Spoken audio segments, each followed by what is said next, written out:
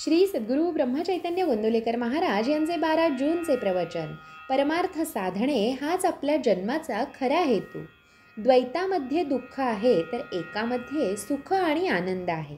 आपण एकामध्ये राहिलो तर आनंद मिळेल. हे जगत पुष्कळ भासले तरी ते एकच आहे.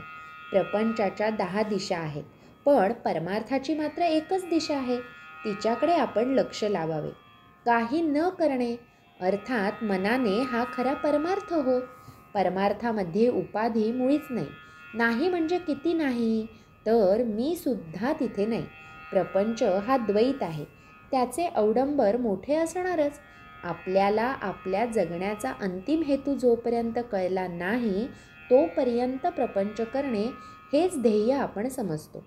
वास्तविक मनुष्य प्राणी हा देह आणि मन दोन्ही मिळून आहे. म्हणून त्याने अहिक आणि परलौकिक दोन्ही गोष्टी साधल्या पाहिजेत. परमार्थ साधणे हाच आपल्या जन्माचा खरा हेतू आहे. व्यवहारात द्वैताशिवाय आनंद नाही. म्हणून परमार्थात मानसपूजेत पहिल्याने मी आणि परमात्मा अशा द्वैताने सुरुवात करावी लागते. जोपर्यंत परमार्थ आपल्या हाडी मासी खेळला नाही तोपर्यंत आपल्याला वाचनाची गरज आहे. त्यापासून साधनाला जोर येतो. मन भगवंताकडे गुंतवण्यासाठी काय करावे हे पाहावे. एक बाप आपल्या मुलाला पोहायला शिकवित होता.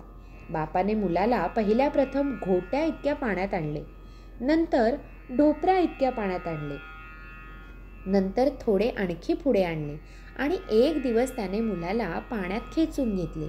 त्याप्रमाणे आपले गुरु आपल्याला परमार्थ शिकवित असतात. आपण पाण्यात उतरले मात्र पाहिजे. देहाने प्रपंच केला पण तो फळाला येत नाही, म्हणून संतांनी नामस्मरणाचा मार्ग सांगितला. पण आमचे शहाणपण, आमचा अभिमान नाम घेण्याच्या आड येतो, त्याला काय करावे? हा अभिमान दुसरा कुणी उत्पन्न करतो असे थोडेच आहे. आपल्या ध्यानातही येत नाही इतके सूक्ष्म असे वासनेचे बीज आपल्यात कुठेतरी दडलेले असते. त्यामुळे लौकिकाची अभिलाषा सुटत नाही. याकरिता संतांनी एक मार्ग सुचविला आहे आणि तो म्हणजे नामस्मरणात राहून विषयाची उर्मी उठू न देणे. प्रपंचातील विघ्ने ही सूचनावजा असतात. ती आपल्याला जागे करतात. जन्माला आलो तो भगवंताला ओळखण्याकरिता हे विसरू नये म्हणून विघ्नांची योजना असते. विघ्ने ही आपण भगवंताच्या जवळ जाण्याकरिताच येत असतात. तेव्हा त्यांना न घाबरता भगवंताच्या नामातच स्वतःला विसरून जावे. हाच परमार्थाचा सोपा मार्ग आहे. श्रीराम समर्थ. जेथे आळस माजला तेथे परमार्थ बुडाला.